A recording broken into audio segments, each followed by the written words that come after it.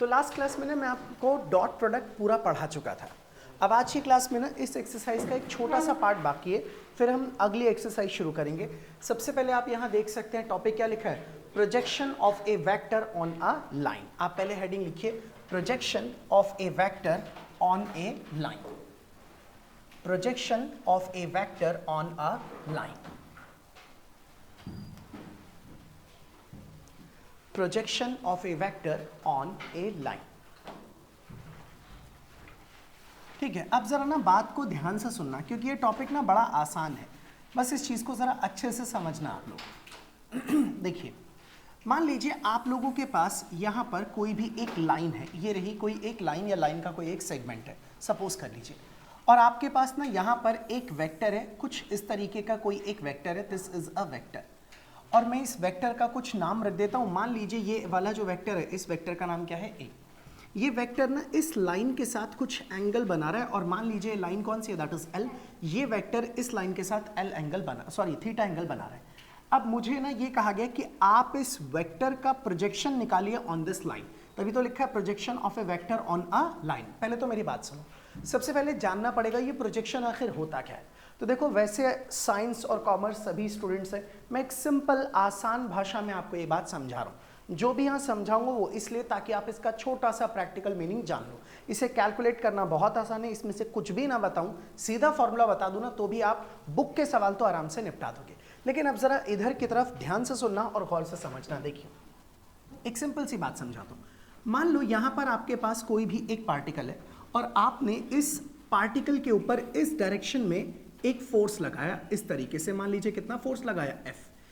अब आपका ये जो फोर्स है ये क्या काम कर रहा है, ये पार्टिकल को यहां से खिसका के वहां लेके जा रहा है। इसका मतलब आप जब देखोगे तो आप बोलोगे सर ये पार्टिकल पहले यहां था, आपके फोर्स ने इसे ढकेल के कहां लेके गया, आगे भी लेके गया, और साथ में कहां लेके चला गया, ऊपर भी।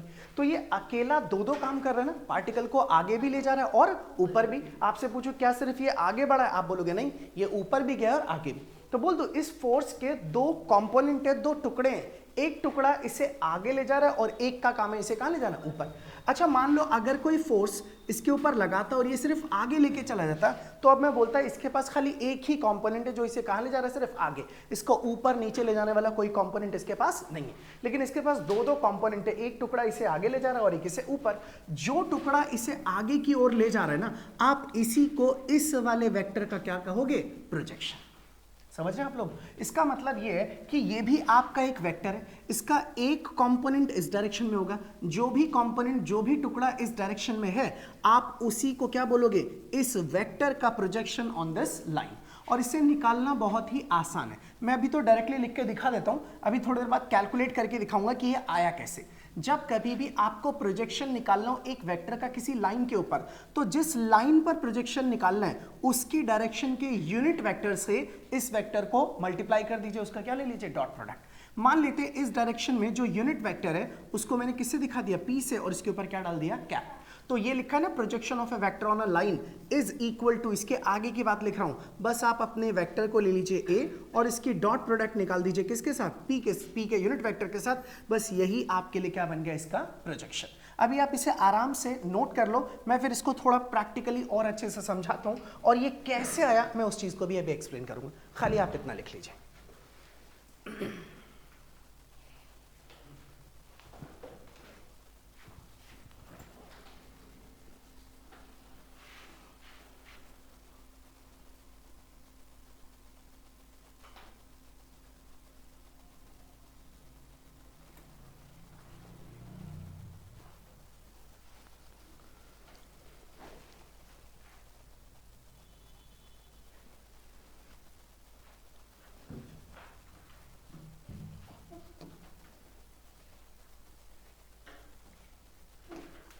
अब सुनना ध्यान से, ये हो गया क्लियर ना? अब मेरी बात सुनिए, हम आगे की तरफ चलते हैं। अभी मैं इसको और अच्छे से एक्सप्लेन कर दूंगा, आप पूरा ही समझ जाओगे। ये है वो topic, projection of A vector on line. इन्होंने समझाया अलग अलग एंगल्स के लिए। ऑब्जर्वेशन में आप देखोगे तो यहाँ दिखेगा, if P is the unit vector along a line L, then the projection of vector A on the line L is given by A vector dot P। तो मैंने यही बात बताई। अच्छा, ये जो आपने पढ़ा अभी, ये था projection of A vector on a line. अब हम पढ़ने जा रहे हैं projection of A vector on another vector. इसका मतलब आप सुनना, मैं दो चीज़ें आपके सामने एक्सप्लेन कर रहा हूँ, सुनना ध्यान से। नंबर वन, पहले आराम से देख लो फिर नोट कर लेना। अब मैं यहाँ पर निकालने जा रहा हूँ क्या, this is the projection of A vector on B vector. पिछली बार मैंने प्रोजेक्शन एक वेक्टर का एक लाइन पर निकाला था, अब एक वेक्टर का किसी दूसरे वेक्टर पर। मान लीजिए मेरे पास दो वेक्टर्स हैं, एक वेक्टर ये रहा, इस तरीके से मैंने बना दिया, और दूसरा एक और वेक्टर है, वो वेक्टर मैंने इस तरह से यहाँ पे बना दिया। तो दो दो वेक्टर्स हो गए, मान लीजिए ये वाला वेक्टर ए और ये वाला वेक्टर बी, और इन दोनों के बीच में कुछ एंगल बनेगा, मान लीजिए वो एंगल कितना है, थीटा। अब मुझे ना ए का प्रोजेक्शन बी पर निकालना, मतलब ए का कंपोनेंट बी पर। अच्छा मैं इसे निकाल देता हूँ, लेकिन पहले आप यहाँ समझिए। मान लो अगर मैं ये वेक्टर ऐसे बनाता और बोलता यही ए वेक्टर है और ना मुझे इसका प्रोजेक्शन चाहिए इस डायरेक्शन में, तो आप बोलते सर ये एंगल कितना है, 90, ये वाला एंगल कितना है, थीटा। मान लेते हैं इसका प्रोजेक्शन इस डायरेक्शन में कौन है, एक्स, मान लीजिए एक्स है, मुझे एक्स ढूंढना है। तो आप इस ट्राइंगल में कॉस थीटा निकाल सकते हैं ना। कॉस थीटा क्या होगा, बेस अपॉन हाइपोटेन्यूज, इसके नीचे 1 रख के क्रॉस मल्टीप्लाई करोगे तो x बराबर a कॉस थीटा। आप बोलोगे सर ये जो a कॉस थीटा है ना, यही इसका क्या है, इस पर प्रोजेक्शन, यही a कॉस थीटा है। अब मैं यहाँ पे क्या कह रहा हूँ, आपको जब भी प्रोजेक्शन निकालना हो, projection of vector a on vector b, is लिखने का मतलब अब लिखने जा रहा हूं उसके बारे में, वो अगर आपको निकालना है तो आप ए वेक्टर को जिस डायरेक्शन में प्रोजेक्शन निकालना है उसी के यूनिट वेक्टर से क्या कर दीजिए, मल्टीप्लाई। जब आप इसको इससे मल्टीप्लाई करेंगे तो अब आप इसे क्या लिख पाएंगे, ए वेक्टर, और बी यूनिट वेक्टर है, इसको कैसे लिखेंगे, बी वेक्टर बटे में आ जाएगा उसी का मैग्नीट्यूड। तो आप यहाँ dot as it is run दीजिए, तो अब आप उसे क्या लिख पाएंगे, ए वेक्टर फिर डॉट बी वेक्टर, और बटे में आपके पास क्या आ जाएगा, बी वेक्टर का मैग्नीट्यूड। अब मैं आपको चेक करा देता हूं कि सच में वही रिजल्ट आया है। आप 2 मिनट के लिए इन सब बातों को अगर थोड़ी देर के लिए छोड़ दें और सिर्फ यहां पर ध्यान दें इस चीज पे, तो आप बोलोगे सर आप इसे अगर a डॉट बी को लिखना है तो आप लिखोगे a का मैग्नीट्यूड इंटू में b का मैग्नीट्यूड, और इंटू में क्या होगा, cos थीटा, ये तो यूनिट वेक्टर है। तो a का मैग्नीट्यूड आप a लिख दीजिए, b का मैग्नीट्यूड 1, और साथ में क्या बचा, cos थीटा। अब देख लो दोनों से रिजल्ट कैसा आ रहा है, बिल्कुल सेम। लेकिन अब ये सब हम बार बार ना करें, इनमें टाइम वेस्ट ना हो, इसलिए हमने एक सिंपल तरीका निकाला कि कभी भी आपको एक वेक्टर का दूसरे के ऊपर प्रोजेक्शन निकालना हो तो जिस वेक्टर का प्रोजेक्शन निकालना है वो, और जिसके ऊपर निकालना है उसकी डायरेक्शन के यूनिट वेक्टर से मल्टीप्लाई कर दीजिए, आपको डायरेक्टली क्या मिल जाएगा, इसका प्रोजेक्शन। अब एक मिनट रुकना, एक और चीज बताता हूं, मतलब यही चीज उल्टी सिचुएशन में भी मिल सकती है। उल्टा मतलब यहां लिख देते हैं, दैट इज नंबर 2। सेकेंड, अब की बार मैं यहां आपको बोल रहा हूं दिस इज द प्रोजेक्शन, इस जगह फिर लिखते हैं, प्रोजेक्शन निकाल रहे हैं of vector be on vector A. अब की बार वेक्टर बी का प्रोजेक्शन वेक्टर ए पर, और फिर से मान लीजिए आपके पास पहला एक वेक्टर ये रहा और दूसरा एक और वेक्टर ले लेते हैं इसी तरीके से, ये रहा आपका एक दूसरा वेक्टर। इस बार मैंने इस वाले वेक्टर का नाम क्या रख दिया, ए, और ये वाला वेक्टर है बी, और इसका एंगल कितना है, थीटा। और अगर मैं लिखूं, कोई बताएगा क्या लिखूं, क्या लिखेंगे, B vector dot A cap. तो आप इसे लिखना चाहते हो ये बी वेक्टर और ए कैप को ए वेक्टर बटे में ए का मैग्नीट्यूड। तो आप इसे सिंपली चाहो तो फिर से लिख दो ए डॉट बी, भाई बी डॉट ए या ए डॉट बी बात तो एक ही है, तो बी डॉट ए या ए डॉट बी अपॉन में क्या आ जाएगा, ए का मैग्नीट्यूड। तो ये आपके पास आ गया इसका प्रोजेक्शन। तो बेसिक तरीका है, वेक्टर को उसके जिस डायरेक्शन में प्रोजेक्शन निकाल रहे हो जिसके ऊपर, उसके यूनिट वेक्टर से क्या कर दो, मल्टीप्लाई। या कई बार इसको बच्चे ऐसे याद रखते हैं कि ए का प्रोजेक्शन बी पे निकालना है तो ऊपर आ जाएगा ए डॉट बी, जिस पर प्रोजेक्शन निकालना है उसके मैग्नीट्यूड से डिवाइड कर दो। ऐसे ही बी का प्रोजेक्शन किस पर निकालना है, ए पर, तो आ जाएगा ए डॉट बी, और ए पे प्रोजेक्शन निकालना है तो अपन में क्या आ जाएगा, ए। तो जब आप इसे देखेंगे तो ये रहा, projection of A vector A on another vector B is given by A vector dot B cap, और इसी चीज को सॉल्व करके लिख दिया ए डॉट बी अपॉन में बी का मैग्नीट्यूड। ठीक है, यहाँ तक की बात सबको, कोई कंफ्यूजन तो नहीं इसके अंदर ना। आप इसे लिखिए फिर मैं सवाल कराता हूँ।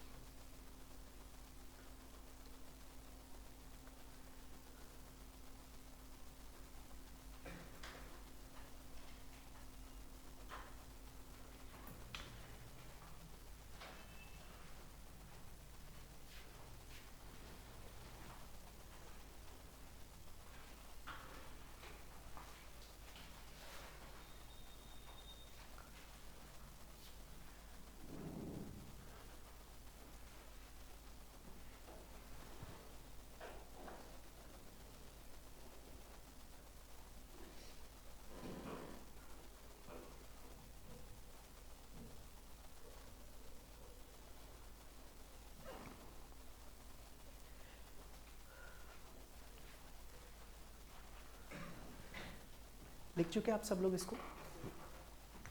ठीक है, अब तो यार ये इतना ज़्यादा आसान है कि बस आप वैल्यूज़ डालो, आपको आंसर मिल जाएगा। मैं आपको एक सवाल कराता हूँ, ये सब लोग लिख चुके ना?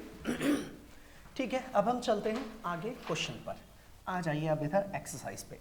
देखिए ध्यान से, मैंने आप लोगों को ना ये एग्जाम्पल 16 नहीं कराया था, क्योंकि मैंने कहा था मैं प्रोजेक्शन बाद में अलग से पढ़ाऊंगा।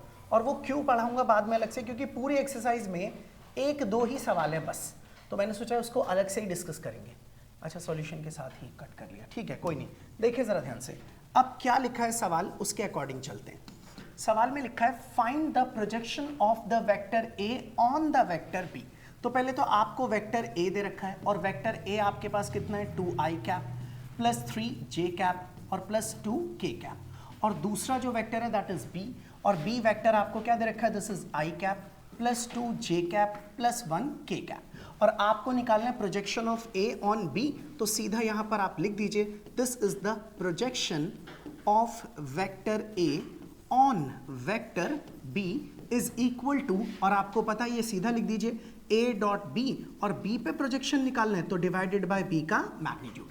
तो आपके पास a वेक्टर ये रहा, आप लिख दीजिए this is 2i cap, plus में लिखेंगे 3j कैप, और फिर प्लस में लिखेंगे 2k कैप, और डॉट में आ जाएगा b वेक्टर है उसकी value i cap plus 2j cap plus 1k cap, और डिवाइडेड बाय उसका मैग्नीट्यूड। तो आप लिखेंगे अंडर रूट ऑफ, इसके साथ में 1 का स्क्वायर प्लस 2 का स्क्वायर प्लस 1 का स्क्वायर। तो आप लिखेंगे 2 इंटू 1 इज 2, 3 इंटू 2 इज 6, और 2 इंटू 1 इज 2, और अपॉन में आपके पास आ जाएगा 4 और 1 5 और 6, तो ये रहा रूट। तो आपका आंसर आ जाएगा 10 बाय रूट 6। या तो इतना छोड़ दीजिए, या फिर सबको पता है कि भैया नीचे रूट है तो रैशनलाइज करना पड़ेगा, तो ये रहा 10 बाय रूट 6, फिर इंटू में रूट 6, फिर अपॉन रूट 6, और ये रहा 10 रूट 6 अपॉन में 6। इसे कट करेंगे तो आंसर इज 5 रूट 6 अपॉन में 3। तो ये रहा projection of vector A on vector B. This is example number 16।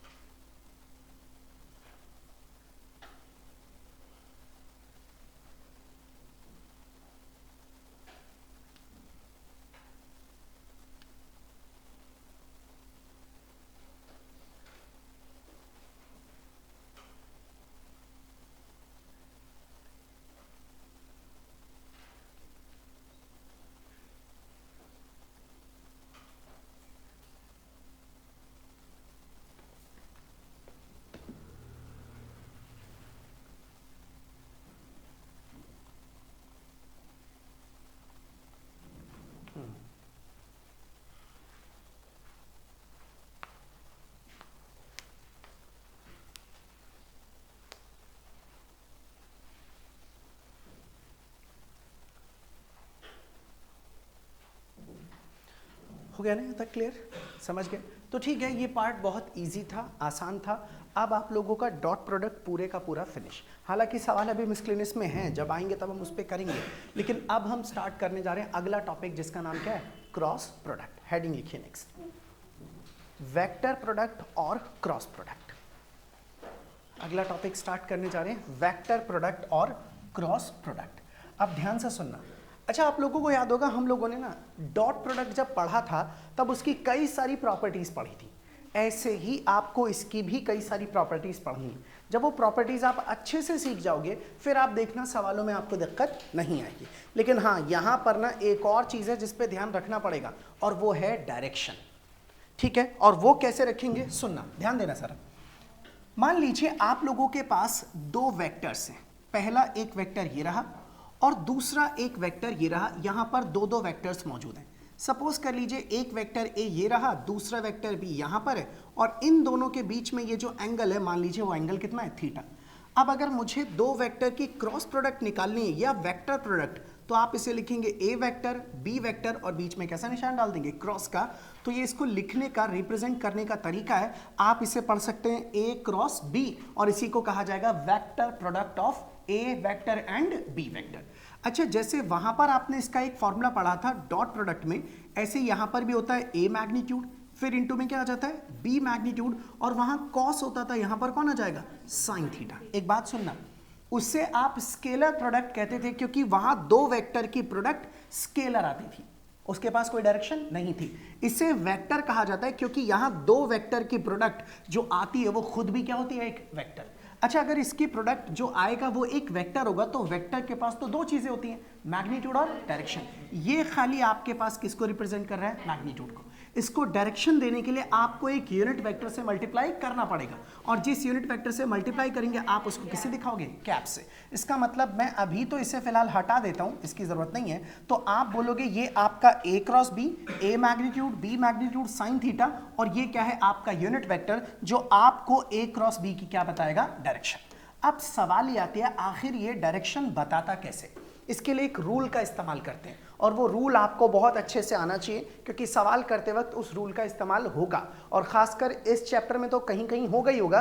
अगला जो चैप्टर है वहां पर आपको बहुत जगह पे ये रूल देखने को मिलेगा, कई जगह पर आप इसकी मदद से सवालों को सॉल्व कर पाओगे, और वो भी बहुत छोटे टाइम में, बहुत कम टाइम में सॉल्व कर लोगे अगर ये चीज समझ में आई तो। अब सुनो, कौन सा रूल है जिससे आप इस वेक्टर की डायरेक्शन निकाल पाओगे, किसकी, क्रॉस प्रोडक्ट की।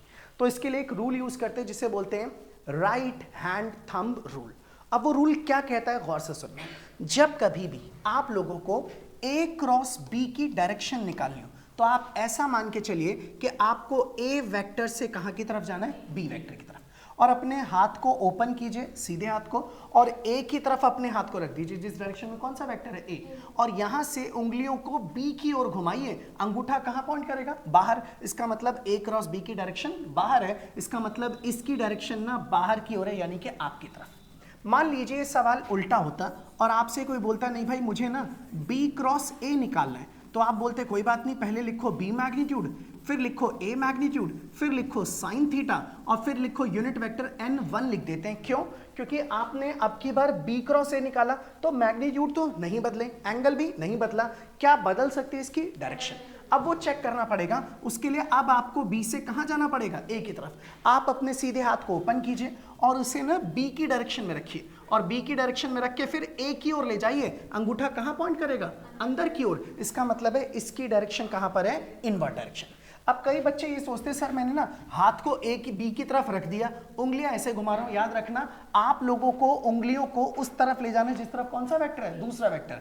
अगर आप ऐसे रख के यूं ले जा रहे हो तो आपकी उंगलियां ए की तरफ नहीं जा रही, आपको फिर हाथ ऐसे रखना पड़ेगा ताकि कहां जाए, ए की ओर। तो इस तरह से जब आप बी से देख रहे हैं तो हाथ ऐसे रखिए ताकि आपका ये व्हाइट वाला हिस्सा इस वेक्टर की तरफ हो, ताकि उंगलियां आप उस तरफ मोड़ पाओ। अच्छा, इस हिसाब से तो दोनों का मैग्नीट्यूड तो कैसा है, सेम, बस क्या अलग है, डायरेक्शन। इसकी डायरेक्शन कहां थी, बाहर, और उसकी डायरेक्शन। तो बोल दो कि आपका ये जो ए वेक्टर है क्रॉस बी वेक्टर, और जो बी वेक्टर है क्रॉस ए वेक्टर, ये दोनों हैं तो बराबर, बस क्या अलग अलग इनकी डायरेक्शन। इसलिए आपको बीच में क्या लगाना पड़ेगा, नेगेटिव। और आप इसे ऐसे याद रखिए कि जब भी ए क्रॉस बी लिखा होगा तो आप उसे बी क्रॉस ए लिख सकते हो, ए को बी से रिप्लेस कर सकते हो, आगे पीछे पलट सकते हो, बस साथ में कौन सा साइन आ जाएगा, नेगेटिव। यानी कि जब भी आप ए क्रॉस बी को चाहो तो बी क्रॉस ए लिख सकते हो, लेकिन साथ में आपको साइन चेंज करना पड़ेगा। अगर साइन पॉजिटिव है तो उसे नेगेटिव कर देना, और अगर नेगेटिव है तो उसे पॉजिटिव कर देना। मीनिंग क्लियर है? तो अब आपको ना बोर्ड पर जो लिखा है इसे नोट करना है, लेकिन पहले आप लिखिए जरा एक line, vector product of two vectors A and B is given by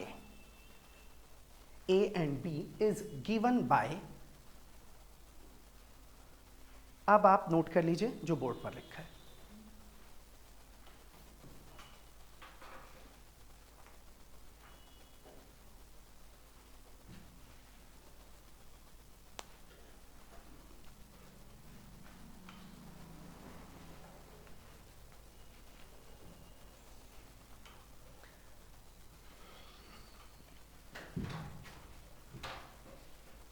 अब इसके नीचे एक लाइन और लिखिए, its direction is given bye right hand thumb rule. Its direction is given bye right hand thumb rule. ऐसे एक और rule होता है जिसे बोलते हैं स्क्रू रूल। एक ही बात है, आप किसी से भी आंसर निकाल सकते हैं। राइट हैंड थंब रूल ही हम यूज करेंगे, राइट हैंड थंब रूल। बस चलिए अब हम ना इसकी ऑब्जर्वेशन स्टार्ट करते हैं। हेडिंग लिखिए ऑब्जर्वेशंस। अब एक एक करके ऑब्जर्वेशन को तसल्ली से समझना। आज की क्लास में हम सवाल कर पाए ठीक है, नहीं कर पाए कोई बात नहीं। ऑब्जर्वेशन जानना बहुत ज़्यादा ज़रूरी है, इसके बिना आप सवाल नहीं कर पाओगे। सबसे पहली ऑब्जर्वेशन तो ये है कि जब कभी भी आप लोग A क्रॉस B निकालते हो तो जो भी रिजल्ट आता है वो रिजल्ट कैसी क्वांटिटी होती है? वेक्टर क्वांटिटी, वो स्केलर नहीं होती। लिखिए जरा number 1, A cross B is a vector quantity. A cross B is a vector quantity.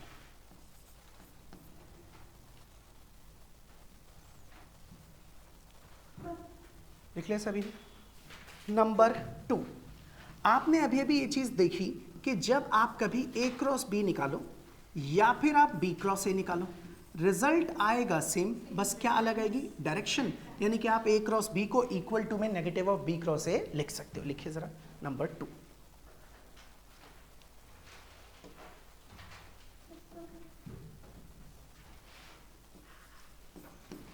तीसरी बात, मान लीजिए आपके पास एक वेक्टर लिखा है A, एक वेक्टर B और एक वेक्टर C, और मैंने लिख दिया B vector plus C vector, इसकी क्रॉस प्रोडक्ट निकाल रहे हैं A के साथ। तो आप A को B से अलग मल्टीप्लाई कर लीजिए। आप इसे लिख सकते हैं A vector cross B vector, और आगे लिख सकते हैं A vector cross C vector. ये अगली प्रॉपर्टी, इसे भी लिख लीजिए।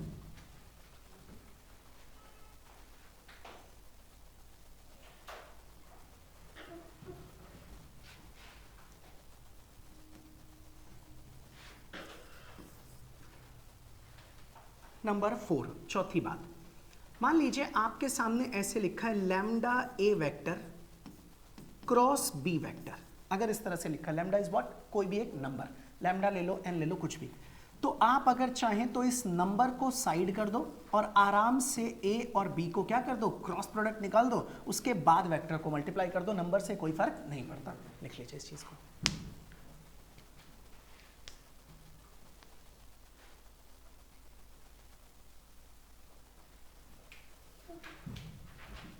नंबर 5, पांचवी प्रॉपर्टी, मान लीजिए आपके पास दो वेक्टर्स हैं, एक वेक्टर A और दूसरा वेक्टर B, और दोनों ही एक दूसरे के परपेंडिकुलर। इसका मीनिंग क्या हुआ? इसका मतलब ये रहा आपका पहला वेक्टर और ये रहा आपका दूसरा वेक्टर, और इन दोनों के बीच का एंगल हो गया 90 डिग्री, और मुझे बोला गया इनकी क्रॉस प्रोडक्ट निकालिए। तो आप लिखेंगे A cross B is equal to में A वेक्टर का मैग्नीट्यूड इंटू B वेक्टर का मैग्नीट्यूड, और इंटू में आ जाएगा साइन थीटा। तो मैं यहां पर लिख देता हूं this is sine of theta. Theta कितना है? 90, और यूनिट वेक्टर भी तो रहेगा, दैट इज n कैप। तो आप ऐसे में अगर चाहो तो लिख सकते हो A vector cross B vector बराबर में A मैग्नीट्यूड इंटू में B मैग्नीट्यूड और साइन 91, और ये रहा यूनिट वेक्टर। अब मेरी बात ध्यान से सुनना, ये एक वेक्टर है और ये उसका मैग्नीट्यूड, और ये क्या है? उसकी डायरेक्शन। तो अगर मैं ऐसे लिखना चाहूं A क्रॉस B और बोलूं मुझे खाली इसका मैग्नीट्यूड लिख के बताओ, तो इसका मैग्नीट्यूड क्या आ जाएगा? A वेक्टर इंटू में क्या आ जाएगा? B वेक्टर का मैग्नीट्यूड। यानी कि अगर दो वेक्टर एक दूसरे के परपेंडिकुलर हुए तो हमेशा उनकी क्रॉस प्रोडक्ट का मैग्नीट्यूड बराबर होगा प्रोडक्ट ऑफ द मैग्नीट्यूड्स के। समझ गए सब लोग ना? अच्छा, वैसे किसी को याद है अगर दो वेक्टर परपेंडिकुलर होते हो तो उनकी डॉट प्रोडक्ट 0। अब एक बात सुनना ध्यान से, मान लो मुझे किसी ने बोला कि भाई प्रूफ करो ये दोनों वेक्टर परपेंडिकुलर है, तो मेरे पास दो तरीके हैं, या तो डॉट प्रोडक्ट से या फिर क्रॉस प्रोडक्ट से। अच्छा, क्रॉस वाले से क्या प्रॉब्लम आएगी? पहले A क्रॉस B निकालूंगा, फिर उसका मैग्नीट्यूड, फिर A का मैग्नीट्यूड, फिर B का मैग्नीट्यूड, फिर इन्हें मल्टीप्लाई करूंगा, फिर चेक करूंगा दोनों इक्वल है कि नहीं। मुझे तो लगता है इतने तामझाम से ज्यादा अच्छा सीधा क्या निकाल दूंगा? Dot product. इसलिए अब से जब भी आप सवाल करोगे, जो जो प्रॉपर्टी डॉट प्रोडक्ट की आसान है हम उनको यूज करेंगे, और जो जो किसकी आसान है? क्रॉस की, वो यूज करेंगे। ये बस आपको पता होना चाहिए। मैं सवाल करते वक्त इसका कभी इस्तेमाल नहीं करूंगा। मुझे जब भी साबित करना होगा दो वेक्टर परपेंडिकुलर है, मैं ऑलवेज उनकी कौन सी प्रोडक्ट निकालूंगा? Dot product. बट टॉपिक था इसलिए मैंने आपको ये चीज बता दी। समझ के सब लोग ना? इसे लिख लीजिए आप।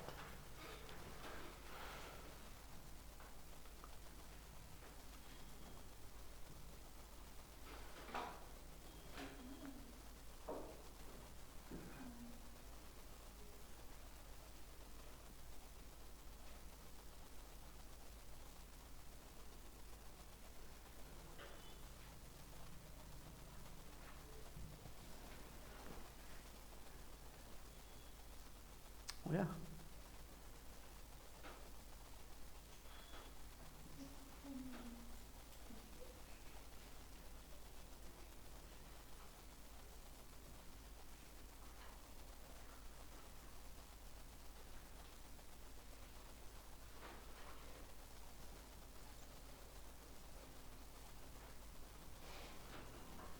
चलो भाई, अब ये पांचवी प्रॉपर्टी के बाद अब यहां से शुरू करते हैं छठी प्रॉपर्टी, नंबर 6।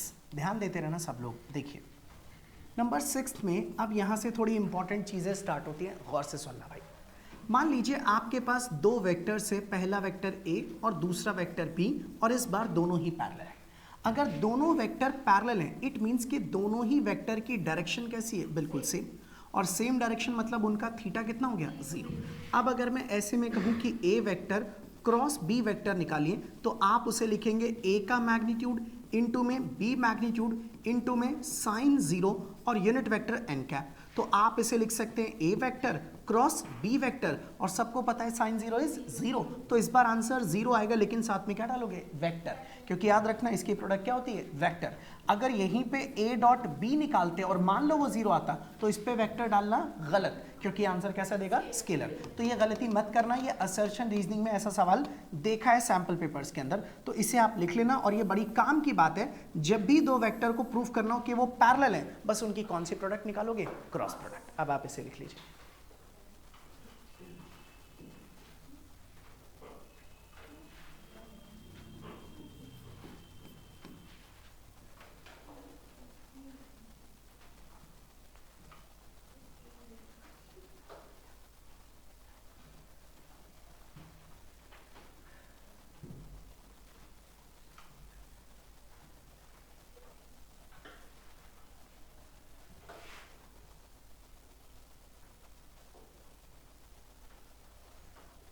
लिख लिया सभी लोगों ने इसको।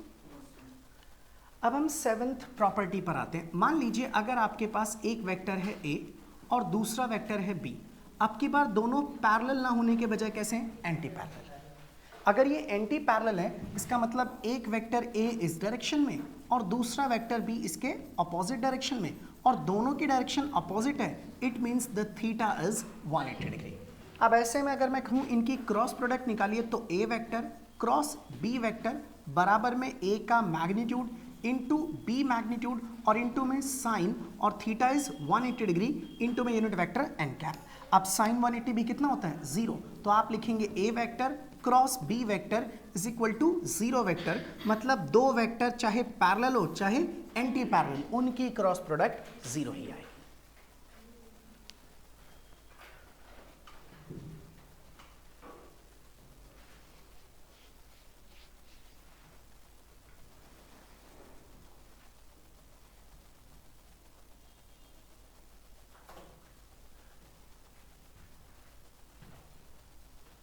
देखिए प्रॉपर्टी इतनी आसान है ना कि आप खुद प्रूफ कर सकते हो आराम से। अगर इन केस कभी कोई भूल जाए, ध्यान ना हो, तो अपने आप ही प्रोडक्ट निकाल दो, जो भी रिजल्ट होगा वो खुद ब खुद आ जाएगा।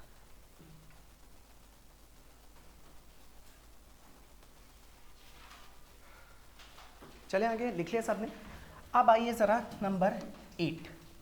लेकिन उस 8वीं प्रॉपर्टी से पहले एक बात आप समझिएगा, और जो भी बात बता रहा हूं वो बड़े काम की है, और फिर से देखना आपको इसके ऊपर बेस्ड सवाल दिखेंगे। असर्शन और रीजनिंग में तो बिल्कुल कॉमन क्वेश्चन है, ऐसा पूछा जा सकता है। अच्छा मान लीजिए वही सेम चीज़ कि सपोज कर लो मैंने आपके सामने एक नंबर लिखा ए, दूसरा नंबर लिखा बी, और बोला इसका आंसर 10 है, और पूछूं कौन सा नंबर 0 है, तो आप बोलोगे कोई भी नहीं, क्योंकि इसका आंसर कितना आ रहा है, 10। लेकिन अगर मैं इसमें से इस 1 को हटा दूं और अब बोलूं कौन 0 है, तो या तो ए या फिर बी या फिर दोनों। भैया आंसर 0 आ रहा है, तो या तो पहला 0 होगा या फिर दूसरा या फिर दोनों। ऐसा क्रॉस प्रोडक्ट में नहीं होगा। क्यों नहीं होगा, आप यहां पर देखिए। जब कभी भी आप लोगों को ये कहा जाए कि मेरे पास एक वेक्टर है ए और दूसरा वेक्टर है बी, और इन दोनों की क्रॉस प्रोडक्ट कितनी आ रही है, 0, तो इसका मतलब आप ये नहीं कह सकते कि सर जरूर ए 0 होगा, या फिर आप ये भी नहीं कह सकते कि जरूर कौन 0 होगा, बी। ऐसा हो सकता है ए 0 हो, ऐसा हो सकता है बी 0 हो, और ऐसा भी हो सकता है कि कोई भी जीरो ना हो, दोनों वेक्टर एक दूसरे के पैरेलल या फिर एंटी पैरेलल हो सकते हैं। समझ गए ना? तो इसका मतलब अगर तुम्हें ये पता है कि ये दोनों जीरो नहीं है तो कंफर्म ये दोनों या तो पैरेलल है या फिर एंटी पैरेलल, और अगर इनमें से कोई एक जीरो हुआ तो ये जीरो हो सकता है। अब आपको फिर से कॉमन क्वेश्चन याद आएगा। याद करो, डॉट प्रोडक्ट में मैंने एक सवाल करवाया था, उसमें लिखा था कि अगर a डॉट बी जीरो है तो जरूरी नहीं है कि a भी जीरो और b भी जीरो। इसको एग्जाम्पल की मदद से जस्टिफाई कीजिए। ऐसा सेम सवाल आपको फिर से मिल सकता है जिसके अंदर आपको बोला जाएगा कि अगर a और b जीरो है तो a क्रॉस b जीरो होगा, बट इसका उल्टा ट्रू नहीं है। इस बात को एग्जाम्पल से जस्टिफाई कीजिए। तब आपको दो एग्जाम्पल ऐसे लेने पड़ेंगे a और b के, जो दोनों वेक्टर एक दूसरे के या तो पैरेलल हो या फिर एंटी पैरेलल। ठीक है, आप इसे लिखिए। ये नोट की एक बड़ी इंपॉर्टेंट बात थी।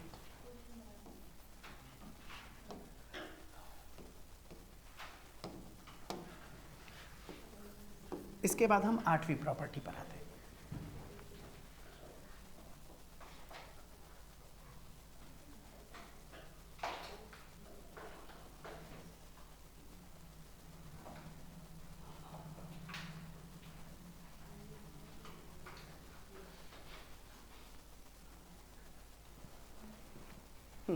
लिख चुके सब लोग ने इसे? चलिए भाई, अब सुनिए ध्यान से। अब आगे की बात समझते हैं। आवाज दें प्लीज। सपोज कर लीजिए आपके पास कोई एक वेक्टर है, जो वेक्टर कौन सा है? दिस वेक्टर इज ए, और मैंने ना ऐसा ही एक और वेक्टर ले लिया। ये रहा दूसरा वेक्टर, ये भी वेक्टर ए है, और दोनों एग्जैक्टली सेम है। तो दोनों अगर सेम है तो दोनों की डायरेक्शन सेम, मतलब थीटा कितना हो गया? 0। अब ऐसे में मैं अगर आपसे कहूं कि बताना जरा a क्रॉस a वेक्टर कितना आएगा, तो आप इसे लिखेंगे a मैग्नीट्यूड, फिर से आ जाएगा a मैग्नीट्यूड, फिर आ जाएगा साइन और थीटा 0 और यूनिट वेक्टर n कैप, और सबको पता है साइन 0 इज 0। इसका मतलब a cross a is equal to 0 vector. मैंने ये कर दिया, वरना आप ऐसे भी बोल सकते थे सर ये दोनों वेक्टर पैरेलल है और पैरेलल की क्रॉस प्रोडक्ट 0 होती है।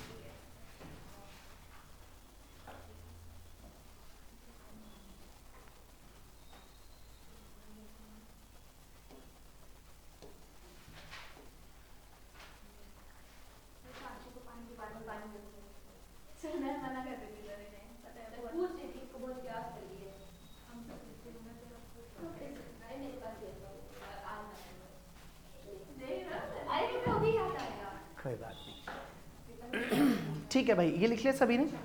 अब यहाँ के बाद से नेक्स्ट प्रॉपर्टी पर आते हैं। This is next property number 9। जरा ध्यान देना भाई इसके ऊपर। ये दो चीजें बड़ी इंपॉर्टेंट है जो अब बताने जा रहा हूँ। सबसे पहली चीज तो आप लोगों को ये पहले से ही पता है कि हमारे पास टोटल 3 एक्सिस हैं, एक एक्स, एक वाई और एक जेड।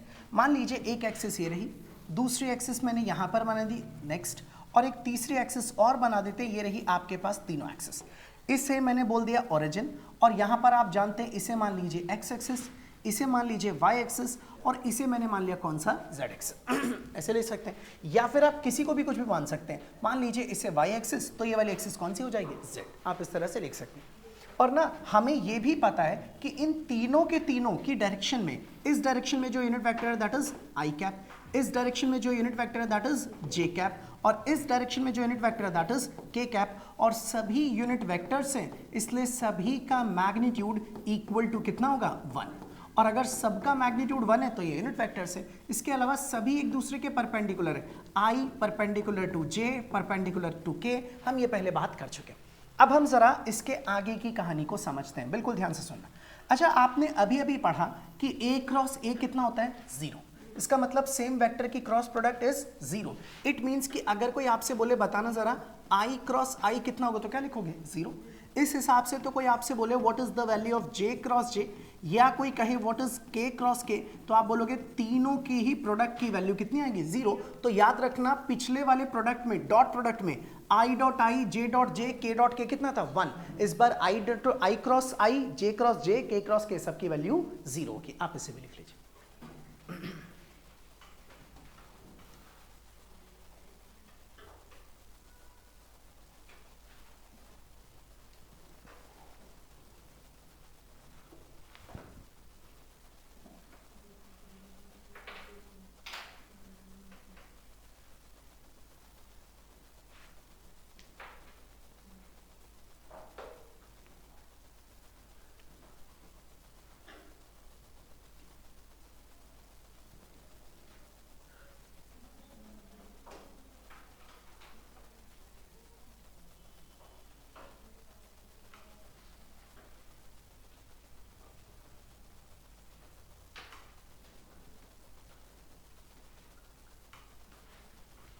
लिख लिया सभी ने इसको?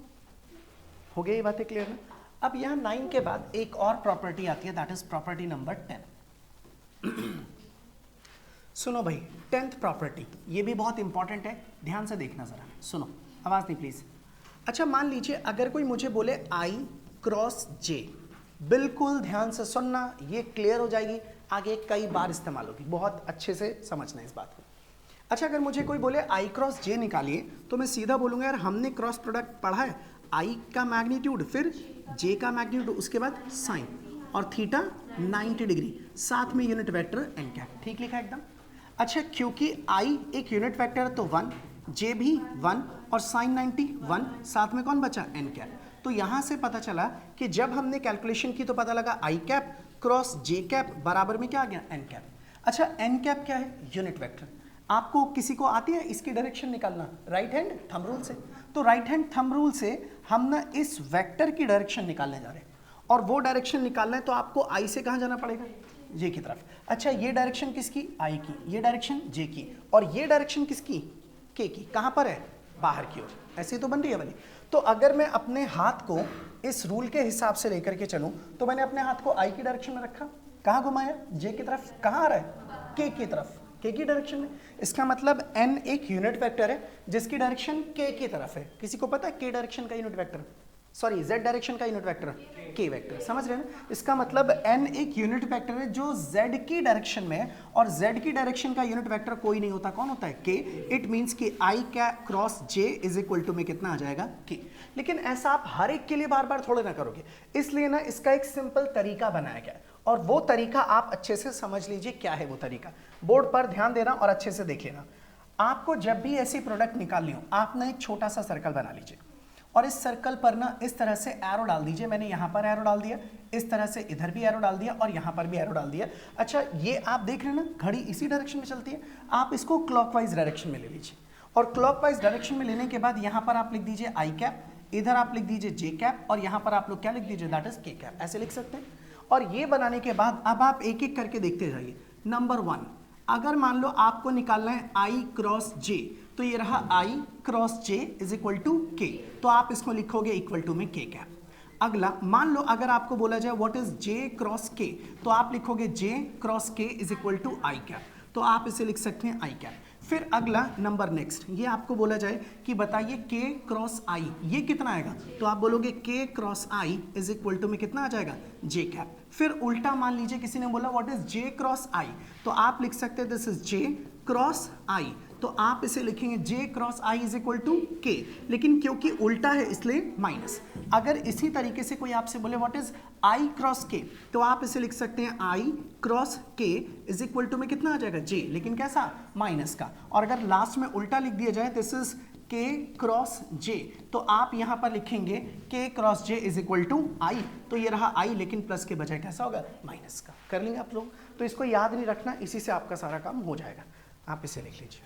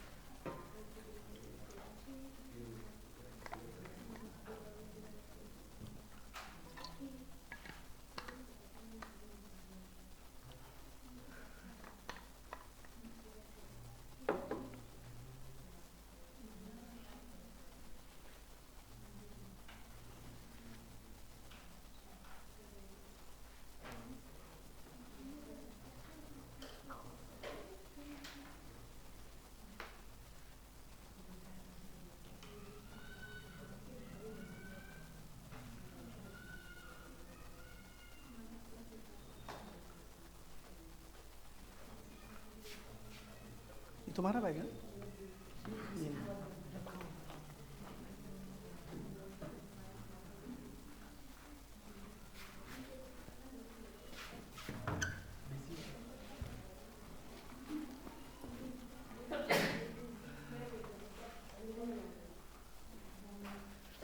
हो गया भाई यहाँ तक सबको क्लियर?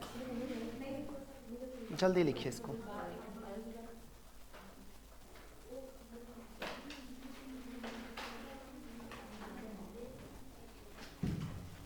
जल्दी कंप्लीट करो इसको।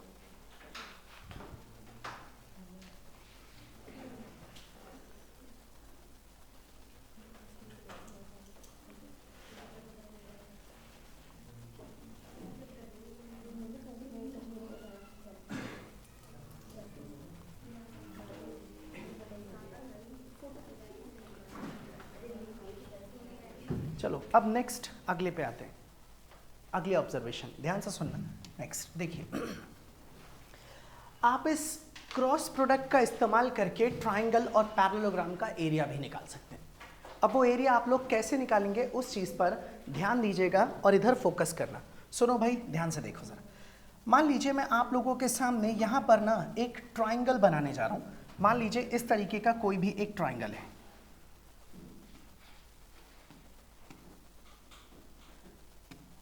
सपोज कर लीजिए दिस इज अ ट्राइंगल। इसके अंदर ना आपके पास ये एक साइड है ट्राइंगल की, और ऐसे ही एक दूसरी साइड ये बना ली मैंने ट्राइंगल की, और एक तीसरी साइड और बना देते हैं। मान लीजिए ये रही आपके पास तीसरी side. These are the three sides of a triangle. इस तरह से मैंने बना लिया। और ना मुझे ये कहा गया कि हमारा ये जो ट्राइंगल है इसके ये एक साइड जो है वो एक वेक्टर्स को रिप्रेजेंट कर रही है, दैट इज ए वेक्टर, और दूसरी वाली जो साइड है वो दूसरे वेक्टर को रिप्रेजेंट कर रही है, दैट इज बी वेक्टर। और मान लेते हैं इसके बीच का एंगल थीटा है। ये मैंने मान लिया, ऐसे एज्यूम कर लिया। और ना मैंने इस जगह पर लिख दिया this triangle is A and this is B and C. और मुझे किसी ने बोला इस ट्राइंगल का एरिया बताइए। तो अगर आपको इस ट्राइंगल का एरिया निकालना हो तो आप सीधा ऐसे लिख सकते हैं, area of triangle A B C is equal to होता है half of this is A vector cross B vector, इसका मैग्नीट्यूड। बस इससे आप इसका एरिया निकाल सकते हैं। अब ये आया कैसे, मैं 2 मिनट इसे एक्सप्लेन कर देता हूँ, लेकिन जो भी एक्सप्लेन करूँगा इसे आप नोट करने में टाइम मत खराब करना, बस आप मेरी बातों को गौर से सुन लेना। मैं यहाँ पर इसका एक्सप्लेनेशन दे रहा हूँ, सुनो ध्यान से। अच्छा, मुझे ना एरिया कैलकुलेट करना है। मैं तो जानता हूँ एरिया का बेसिक फॉर्मूला होता है हाफ बेस इंटू हाइट। तो मैंने सोचा यार फॉर्मूला लगा देते हैं हाफ बेस इंटू में हाइट। तो ये जो ट्राइंगल है इसका बेस कौन है, ए, और इसकी हाइट ये मान लेते हैं वो कौन होगी, दैट इज एच। तो आप सीधा बोलोगे सर बेस हो गया आपका वेक्टर ए और जो हाइट है वो कितनी है, दैट इज एच। तो आप इसे लिख सकते हैं हाफ की जगह हाफ, ए की जगह ए। पहले मुझे एच निकालना पड़ेगा, तो मैंने सोचा यार इस ट्राइंगल की मदद से हाइट निकाल सकते हैं। अच्छा, इसके अंदर मुझे परपेंडिकुलर पता है और क्या पता है, हाइपोटेन्यूज। इसमें से आप साइन थीटा निकालिए, परपेंडिकुलर एच और हाइपोटेन्यूज क्या मान लेते हैं, बी। इसके नीचे आ जाएगा 1, तो एच इज इक्वल टू कौन हो गया, बी साइन थीटा। तो आप बोलोगे ठीक है सर एच की जगह पर रख दो बी साइन थीटा। तो आप देखना ए मैग्नीट्यूड बी मैग्नीट्यूड इनटू में कौन है, साइन थीटा। तो आप इसे ऐसे नहीं लिख सकते, ए वेक्टर क्रॉस बी वेक्टर, इसके साथ क्या लगा दो, मैग्नीट्यूड। ये मैग्नीट्यूड ही तो है इस चीज़ का, तो बस फॉर्मूला बन गया half of A cross B. तो आपको ये सब नहीं करना, इसकी बिना ही आप अपना आंसर लिखेंगे। तो डायरेक्टली आप इस रिजल्ट को लिख लीजिए जो मैंने आपको लिखवाया है, और ये वाला डायग्राम भी बना लीजिए, दैट्स इट। बस इतना ही आपको करना था, ठीक है। आप लिख लीजिए area of triangle is this. ये अगली प्रॉपर्टी आई थिंक 11 ना, यस 11।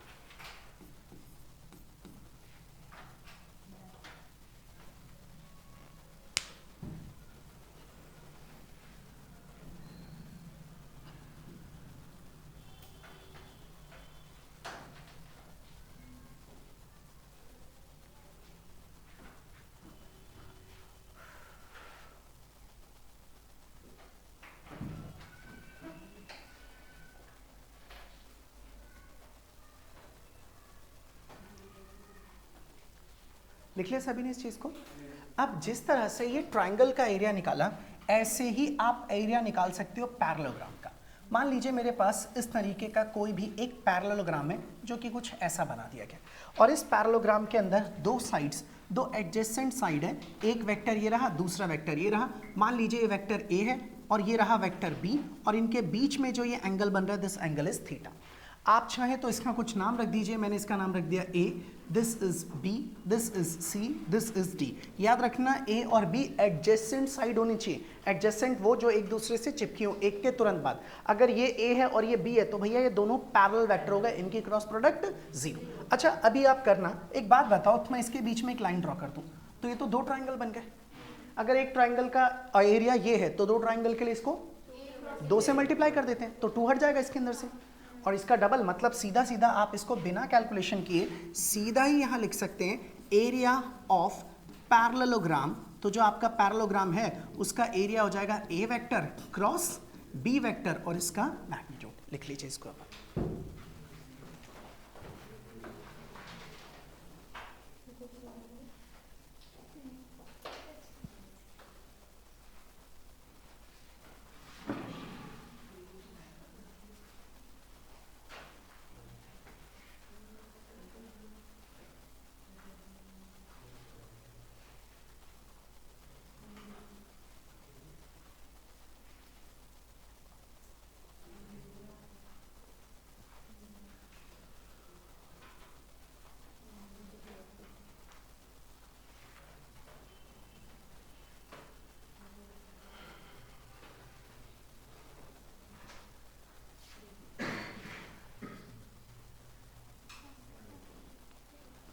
लिख लिया यहाँ तक सभी ने?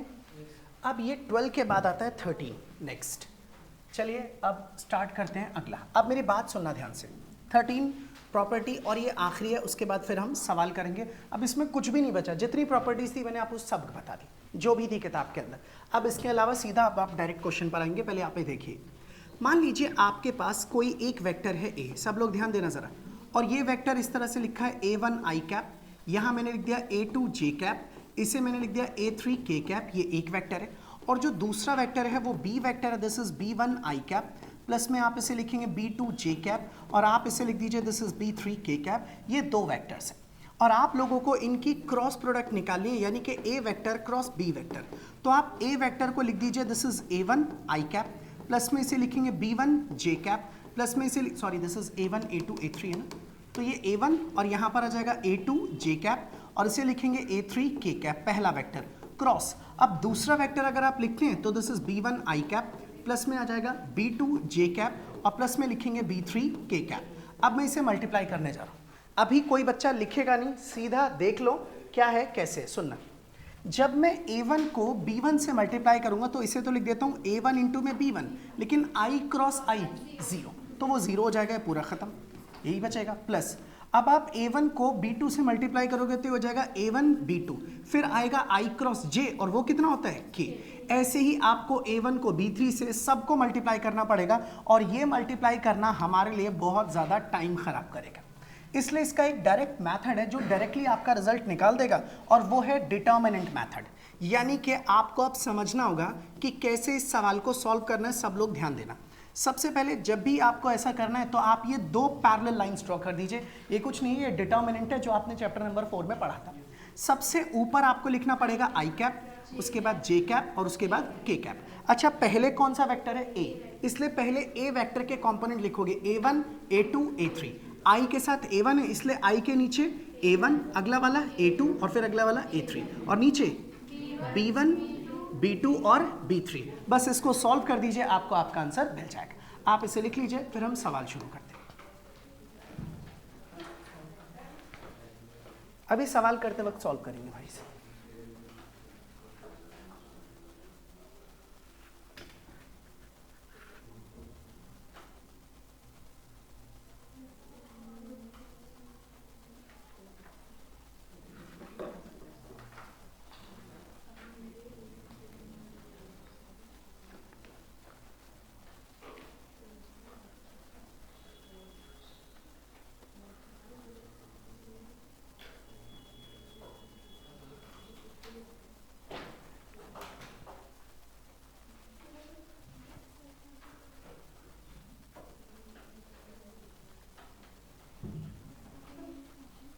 ठीक है भाई, ये बात सबको समझ में आ गई ना?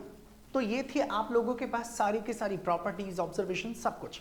अब हम ना सवाल करने वाले, और सुनिए इसमें अभी कुछ एग्जांपल्स हैं, मैं वो सारे एग्जांपल्स कंप्लीट करूंगा। एक्सरसाइज हम अगली क्लास में करेंगे, लेकिन हाँ, सारे एग्जांपल्स बहुत छोटे, बहुत ईजी और बहुत ही ज़्यादा आसान क्वेश्चंस हैं। अगर आपको ये प्रॉपर्टी क्लियर है तो आप आराम से सभी क्वेश्चन समझ पाओगे और खुद भी कर पाओगे। चलें आगे की तरफ। ये लिख लिया सब लोगों ने? कर लिया कंप्लीट सबने? ठीक है, चलो अब आते हैं क्वेश्चंस पर। तो स्टार्ट करते हैं। सबसे पहले एनसीईआरटी का सबसे स्टार्टिंग का एग्जांपल, क्रॉस प्रोडक्ट वाला। तो ये सारी प्रॉपर्टीज जो थी वो मैं आपको बता चुका। ये देखो ट्राइंगल का एरिया, पैरेललोग्राम का एरिया, प्रॉपर्टीज वगैरह सब कुछ आपको मैंने समझा दी। अब हम यहां से शुरुआत करते हैं एग्जाम्पल नंबर 22 से। अब देखिए जरा क्या लिखा है सवाल में, जैसे कहा है आप वैसे कर लीजिए, आपका रिजल्ट आ जाएगा। सॉल्यूशन स्टार्ट कर रहे हैं। हमारे पास जो क्वेश्चन है उसमें कहा गया है फाइंड ए क्रॉस बी का मैग्नीट्यूड, और आपको एक वेक्टर दिया गया ए वेक्टर आपके पास कितना है 2i cap plus j cap plus 3k cap, और जो दूसरा वेक्टर है दिस वेक्टर इज b, इसकी वैल्यू है 3i cap plus 5j cap minus 2k cap. अच्छा, आपको a क्रॉस b का मैग्नीट्यूड चाहिए, तो पहले आप a क्रॉस b तो निकालो। तो a क्रॉस b निकालने के लिए आपको अभी लिखना सिखाया था, i कैप लिखो, फिर j कैप और फिर k कैप। पहले वेक्टर कौन है a के कंपोनेंट 2 1 3, तो यहाँ लिखेंगे 2, फिर यहाँ 1 और यहाँ पर 3। फिर b के कंपोनेंट 3 5 माइनस 2, तो आप इसे लिखेंगे 3, फिर यहाँ 5 और यहाँ पर माइनस 2। अब आप इसे सॉल्व कर लीजिए, तो आप इसे लिख सकते हैं i cap as it is, ये और ये कैंसिल, 2 इंटू 1 इज माइनस 2, 5 इंटू 3 इज 15, और साथ में क्या आ जाएगा माइनस, फिर बीच में आ जाएगा माइनस का j कैप। अब ये और ये cancel, 2 into 2 is minus 4, 3 into 3 is 9, और फिर बीच में माइनस, फिर यहाँ पर प्लस में k कैप। सबको याद होगा डिटर्मिनेंट में पहले प्लस फिर माइनस और फिर प्लस, फिर ये और ये हटा दीजिए, 5 इंटू 2 कितना हो गया 10, और 3 इंटू 1 कितना हो गया 3, तो यहाँ पर आप इसे माइनस कर दीजिए। तो फाइनली आप इसे लिख सकते हैं माइनस का 17i कैप, 9 और 4 13, और माइनस माइनस प्लस का 13j कैप, और उसके बाद 10 माइनस 3 प्लस में 7k कैप। लेकिन याद रखिए आपने अभी जो निकाला that is a cross b, और हमें a क्रॉस b नहीं उसका मैग्नीट्यूड चाहिए, और मैंने आपको सिखाया है वेक्टर का मैग्नीट्यूड निकालना है तो रूट लगा के सबका स्क्वायर कर दीजिए। तो ये हो गया 17 का स्क्वायर, प्लस में आ जाएगा 13 का स्क्वायर प्लस 7 का स्क्वायर, और आप जब इसे सॉल्व करेंगे योर फाइनल आंसर इज 507।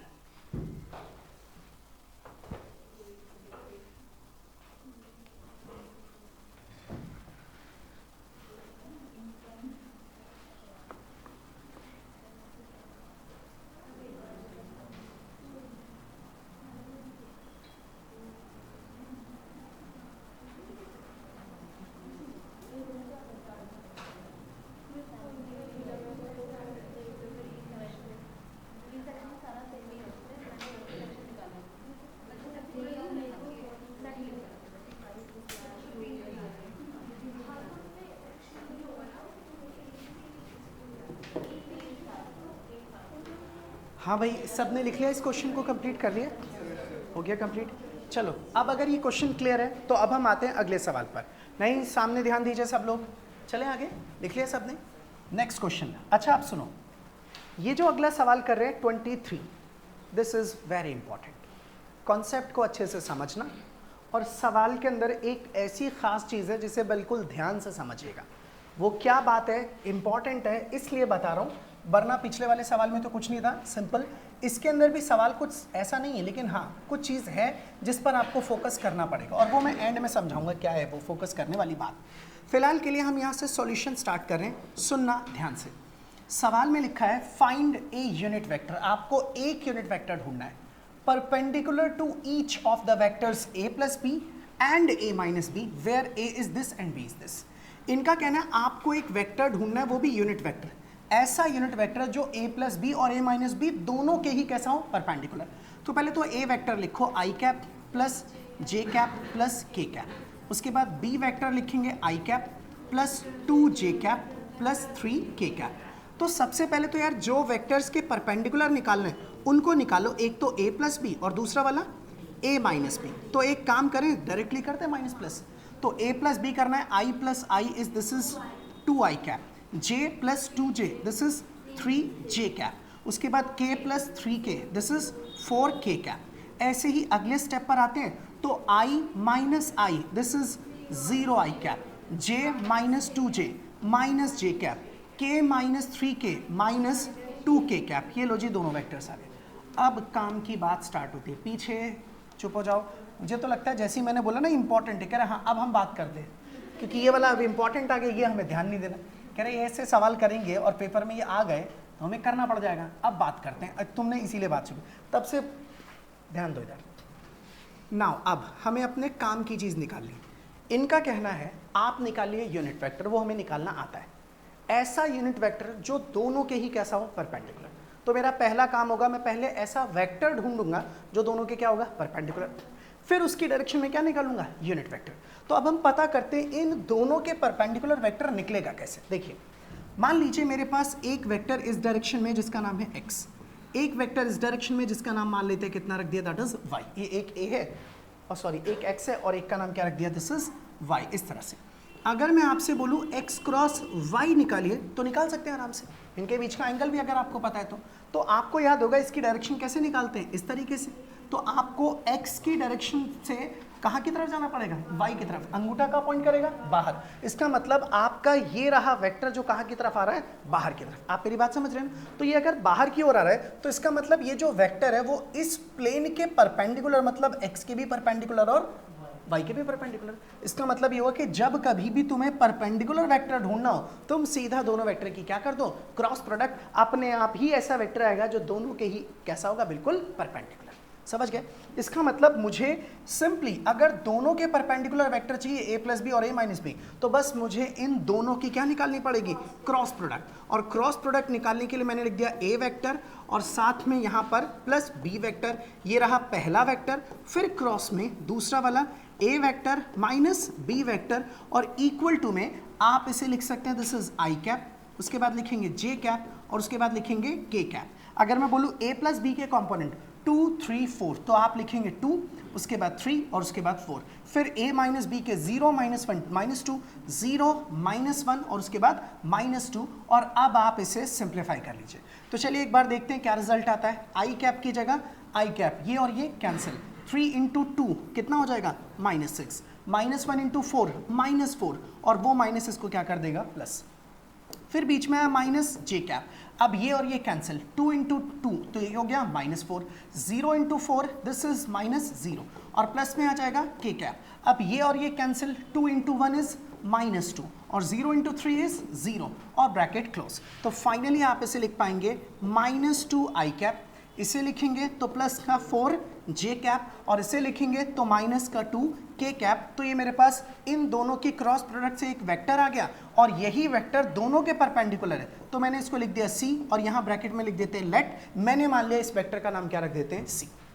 अब ना मुझे इसी की डायरेक्शन में क्या चाहिए, यूनिट वेक्टर। तो अगर मुझे इसके ही डायरेक्शन में यूनिट वेक्टर चाहिए तो वो निकालना तो बड़ा ही आसान है, जो कि आप लोग पिछली एक्सरसाइज में भी कर चुके हैं। तो चलिए वो वेक्टर निकाल देते हैं। तो आप सीधा लिख लीजिए नाउ, अब जो रिक्वायर्ड वेक्टर है C unit vector is equal to C vector बटे में उसका मैग्नीट्यूड। तो आपके पास सी वेक्टर है कितना, -2 आई कैप प्लस 4 जे कैप माइनस 2 के कैप, और डिवाइडेड बाय इसका मैग्नीट्यूड। तो अंडर रूट में 2 का स्क्वायर 4, 4 का स्क्वायर 16, फिर 2 का स्क्वायर 4। तो आप इसे लिख सकते हैं -2 आई कैप, प्लस में आ जाएगा 4 जे कैप और माइनस में 2 के कैप, और इस पूरी टर्म के नीचे 16 और 4 20, 20 और 4 इज 24। तो एक काम करते हैं, 24 हो गया। अच्छा, पूरे में से ना मुझे 2 भी कॉमन नजर आ रहा है, तो लिख दूँ माइनस आई कैप प्लस 2 जे कैप माइनस 1 के कैप, और 24 को आप क्या लिख सकते हैं,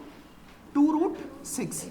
तो 2 से 2 कैंसिल, तो मेरा आंसर आ गया माइनस का 1/√6 आई कैप, प्लस में लिख दीजिए 2/√6 जे कैप, और माइनस में लिख दीजिए 1/√6 के कैप। तो this is the required vector, जो हमने आराम से कैलकुलेट कर लिया।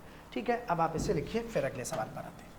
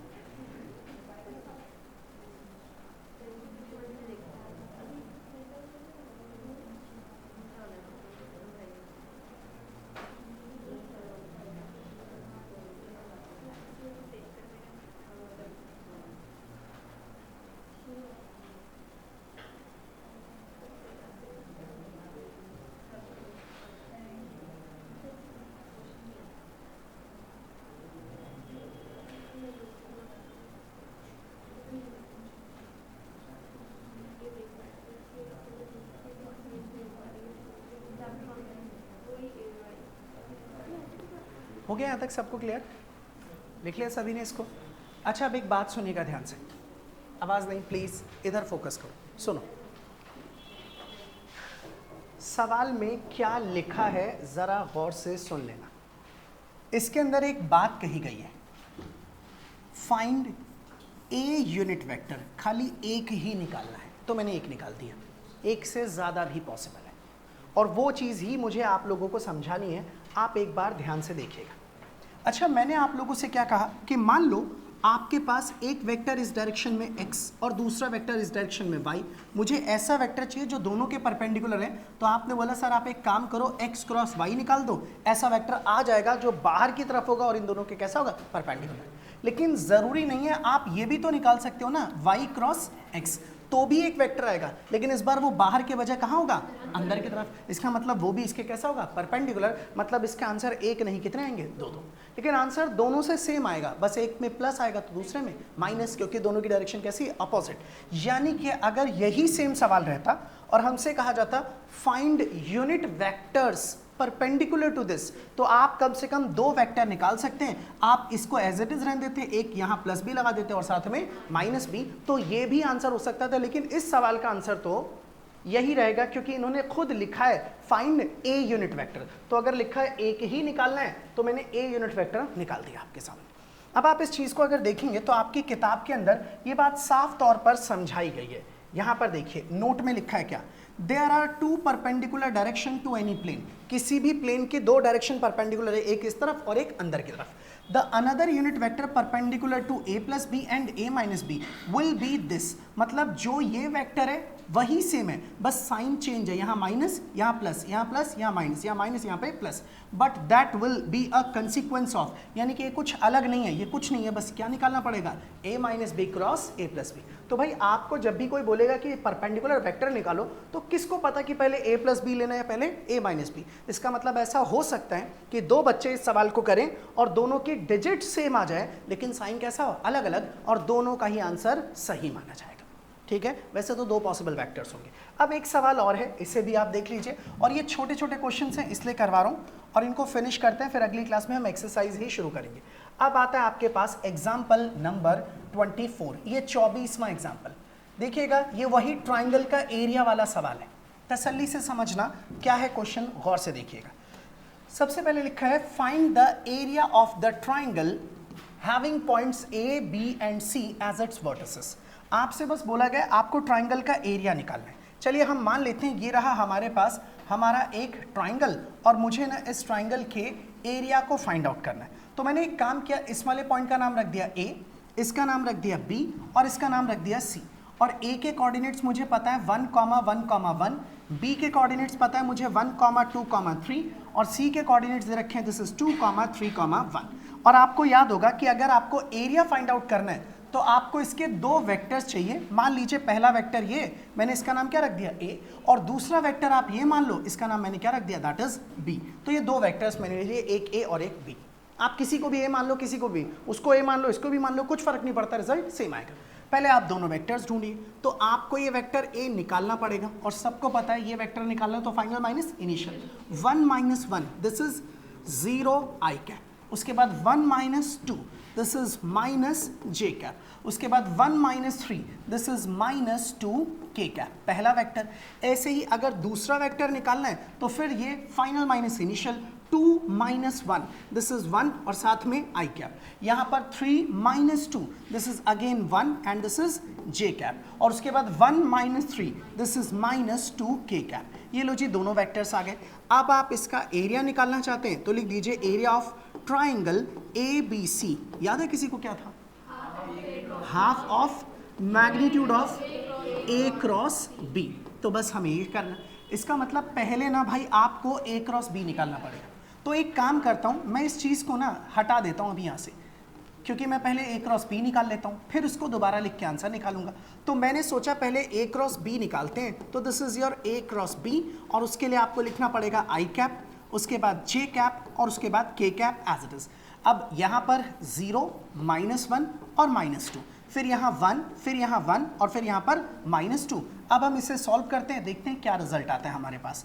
आप इसे लिखेंगे आई कैप की जगह आई कैप, ये और ये कैंसिल, -2 और -1 इज 2, 1 और -2 इज -2, लेकिन माइनस माइनस +2 और फिर माइनस में जे कैप। उसके बाद ये और ये cancel, -2 into 0 is 0, 1 into -2 is -2 और माइनस माइनस प्लस, फिर प्लस में के कैप। अब ये और ये कैंसिल, 1 इंटू 0 इज 0 और 1 इंटू -1 इज -1 और माइनस माइनस प्लस। तो आप इसे लिखना चाहे तो लिख सकते हैं this is 4 I cap -2 J cap और फिर +1 के कैप। ये लो जी, आपको मिल गया ए वेक्टर क्रॉस बी वेक्टर।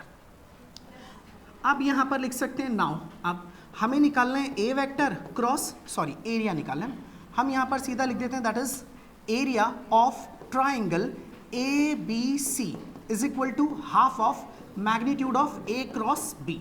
तो ए क्रॉस बी का मैग्नीट्यूड भी तो चाहिए, तो अगर मैं यहाँ पर लिखता हूँ ना ए वेक्टर क्रॉस बी वेक्टर, इसका मैग्नीट्यूड, तो आप कैसे लिखेंगे, 4 का square 16 plus 4 plus 1, this is √21। तो आप इस जगह पर लिख सकते हैं हाफ की जगह हाफ, इंटू में √21, तो फाइनली आप लिखेंगे √21/2 और चाहें तो लिख सकते हैं स्क्वायर यूनिट्स।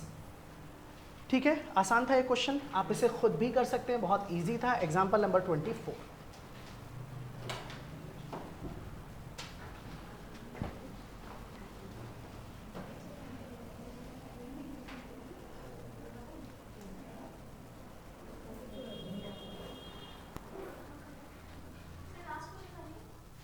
हाँ ये लास्ट ही है, लेकिन आप अगला देख के बता दो, कर लोगे तो मैं छोड़ दूंगा। नहीं करवा नहीं करना पड़ेगा, आप देख लो कभी, ये लिख लो आराम से।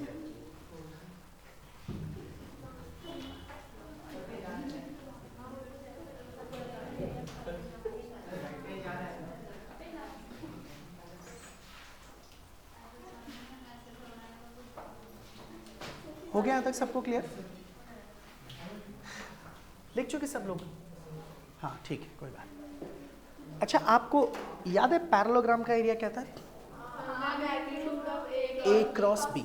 तो अगर किसी पैरेललोग्राम का आपको ए और बी दोनों दे दिया जाए और मान लो ना दूं, आप लिख पाओ जैसे मैंने इसमें निकाला, तो एरिया आप निकाल ही सकते हो आराम से। तो नेक्स्ट क्वेश्चन यही है, जैसे आप यहाँ पर देखेंगे तो आप लोगों को ये बात पता लगेगी, this is the next one, find the area of a parallelogram whose adjacent sides are given by the vector A और दूसरा वेक्टर कौन सा है, बी। और सबको पता है एरिया क्या होता है, magnitude of A cross B. तो खाली ए क्रॉस बी निकाला, मैग्नीट्यूड निकाला और रिजल्ट आपके साथ। कर सकते हैं सब लोग? तो भाई अब मैं ना आप लोगों को होमवर्क में ना कुछ भी वैसे नहीं बोल रहा, बट आप एक काम करना, अपने आप ही टोटल इसमें 12 क्वेश्चन है, खुद ही सवाल सिलेक्ट करना आप कौन कौन से कर सकते हो, क्योंकि वैसे तो कई सवाल ऐसे होंगे जो आपसे ना हो शायद से, लेकिन फिर भी आई वांट कि आप सारे ट्राई करो, जो नहीं होंगे छोड़ देना, जो आते हैं वो हम डिस्कस कर लेंगे नेक्स्ट क्लास के अंदर। चलिए बाकी करते हैं अगली क्लास में, आज की क्लास यहीं पर फिनिश। और